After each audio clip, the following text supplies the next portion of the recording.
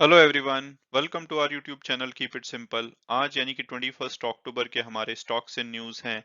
L&T finance और Tata communication दोनों companies ने अपने सेकंड क्वार्टर के रिजल्ट कल डिक्लेयर किए हैं। तो हम इस वीडियो में डिस्कस करेंगे कि इनके रिजल्ट कैसे रहे और आगे क्या इनका शेयर लेना चाहिए या इसको अभी अवॉइड करना चाहिए। और आगे बढ़ने से पहले अगर आपने अभी तक चैनल को सब्सक्राइब नहीं किया तो प्लीज सब्सक्राइब करके हमें मोटिवेट कीजिए। तो सबसे पहले अगर हम बात करें एल&टी फाइनेंस की, तो इनके सेकंड क्वार्टर के जो प्रॉफिट आफ्टर टैक्स रहे वो 224 करोड़ रहे। मोतीलाल ओसवाल ने एक्सपेक्ट किया था कि ये 230 करोड़ रहेंगे, तो ये थोड़ा सा बिलो एक्सपेक्टेशन रहे। और अगर हम पिछले साल से कंपेयर करें तो ये 15% कम हुए हैं। हालांकि पिछले क्वार्टर से ये 26% बढ़े हैं, लेकिन पिछला क्वार्टर यानी कि जो जून क्वार्टर था उसमें कोविड की जो सेकेंड वेव है वो पीक पे थी, तो इनके प्रॉफिट नॉर्मल से काफी कम थे। और अगर इंटरेस्ट इनकम की भी बात की जाए तो ये पिछले साल के कंपैरिजन में 12% कम हुई है। और कंपनी ने बताया है कि जो मेन रीजन है इनके प्रॉफिट कम होने के वो एक है कि लोन बुक में इनकी कमी देखी गई है। और इसके अलावा जो हायर रेट ऑफ टैक्सेशन है उसकी वजह से इनके प्रॉफिट में कमी आई है। और जो लोन बुक में कमी है उसका जो मेन कारण है कि अभी भी कोविड की जो सेकेंड वेव है उसका इम्पैक्ट सेकेंड क्वार्टर में रहा। इसके अलावा मॉनसून और जो दूसरे मैक्रो इकोनॉमिक फैक्टर्स हैं उसकी वजह से इनके लोन बुक में कमी आई है। और इस इन सब के बाद भी इन्होंने रूरल फाइनेंस में काफी अच्छा किया। तो अगर आप इनके सेगमेंट वाइज देखेंगे तो रूरल फाइनेंस में इन्होंने 148% की ग्रोथ दिखाई है, लेकिन जो दूसरे सेगमेंट है स्पेसिफिकली हाउसिंग फाइनेंस, वहां पे काफी कमी देखी गई। और इसके अलावा इंफ्रास्ट्रक्चर फाइनेंस और इन्वेस्टमेंट बैंकिंग में भी काफी कमी देखी गई। और अगर हम नॉन परफॉर्मिंग असेट की बात करें तो इनके ग्रॉस एनपीए पिछले साल के कंपैरिजन में बढ़े हैं। इस साल 5.74% रहे, पिछले साल 5.19% थे। और अगर एनपीए नेट एनपीए की बात करें तो वो भी पिछले साल और पिछले क्वार्टर से बढ़े हैं। इस बार 2.81% रहे, जो कि पिछले साल 1.67% और पिछले क्वार्टर में 2.07% थे। और अगर नेट इंटरेस्ट मार्जिन की बात की जाए तो वहां पे थोड़ी सी इंप्रूवमेंट देखी गई है। अब 7.58% हो गया है, और उसका रीजन ये है कि कंपनी रिटेल लोन पे फोकस कर रही है। इन्होंने अपने रिटेल लोन का जो परसेंटेज है वो 41 से 47% किया है। और वहां पे नॉर्मली इंटरेस्ट रेट अच्छे होते हैं। और इसके अलावा इन्होंने जो अपनी इंटरेस्ट कॉस्ट को भी कम किया है, तो ओवरऑल नेट इंटरेस्ट मार्जिन इनके थोड़े से बेटर रहे। तो अब अगर बात की जाए हमारी सेकंड कंपनी न्यूज यानी कि टाटा कम्युनिकेशन की, इन्होंने भी सेकंड क्वार्टर के रिजल्ट कल डिक्लेयर किए। इनका प्रॉफिट 425 करोड़ रहा, जो कि पिछले साल के कंपैरिजन में 10.6% बढ़ा। और पिछले क्वार्टर के कंपैरिजन में ये 43.7% बढ़ा। और उसका रीजन यही है कि पिछला क्वार्टर यानी कि जून क्वार्टर कोविड की सेकेंड वेव से बहुत बुरी तरह इम्पैक्ट था और इनके प्रॉफिट नॉर्मल से काफी कम थे।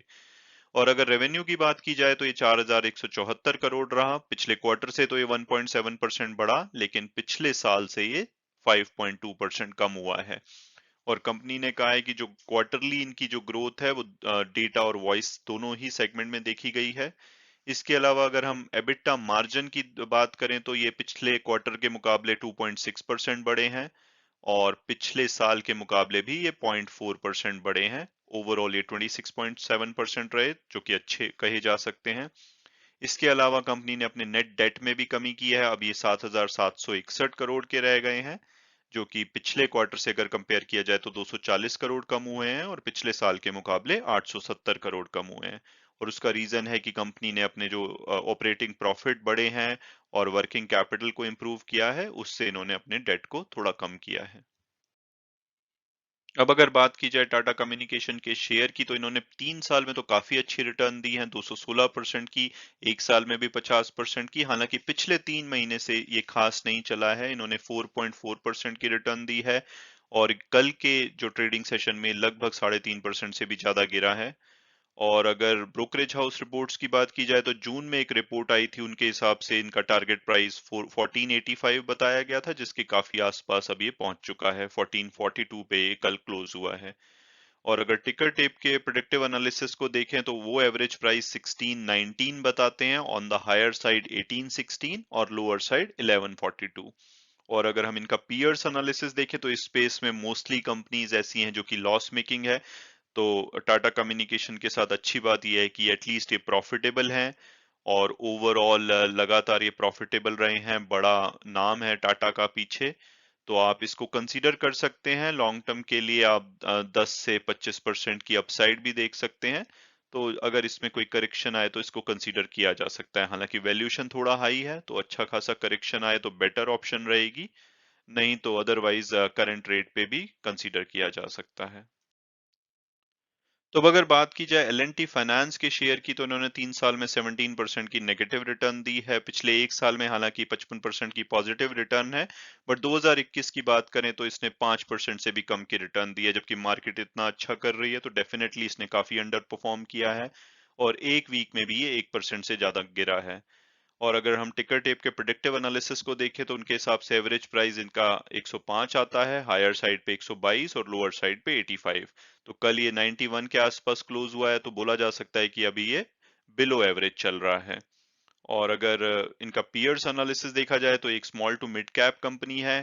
पी और पीबी रेशो के हिसाब से ज्यादा अट्रैक्टिव नहीं लगती है। मुथूट फाइनेंस की पीई रेशो ज्यादा अच्छी लगती है, और रिटर्न ऑन इक्विटी इनकी काफी खराब है, 5% के आसपास। तो अब अगर बात की जाए कि भाई इसका शेयर लेना चाहिए या इसको अभी अवॉइड करना चाहिए, तो अगर प्रोस की बात करें तो एक बड़े ग्रुप की कंपनी है, एल&टी का नाम है पीछे। इसके अलावा कंपनी प्रॉफिटेबल है, और अभी जो इसका शेयर प्राइस चल रहा है वो बिलो एवरेज है, यानी कि यहाँ से ऊपर का स्कोप ज्यादा लगता है बल्कि नीचे के। और यहाँ से लगभग 15 से 35% की अपसाइड देखी जा सकती है।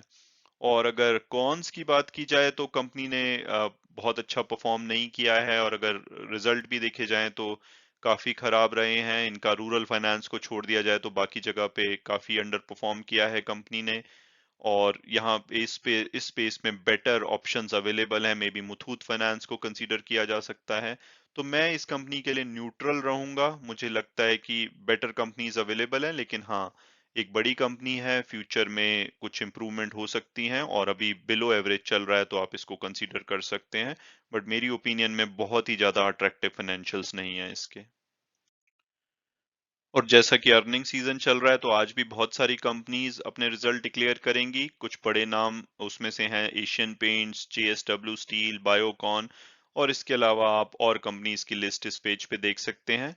और वीडियो क्लोज करने से पहले हमेशा की तरह मैं डिस्क्लेमर दूंगा कि अगर आप किसी भी कंपनी में इन्वेस्ट करना चाहते हैं तो अपनी फर्दर रिसर्च कीजिए और अपने फाइनेंशियल एडवाइजर से बात कीजिए। अगर आप कंफर्टेबल होते हैं तभी आप इन्वेस्ट कीजिए। Thanks so much for watching the video, and God bless you all.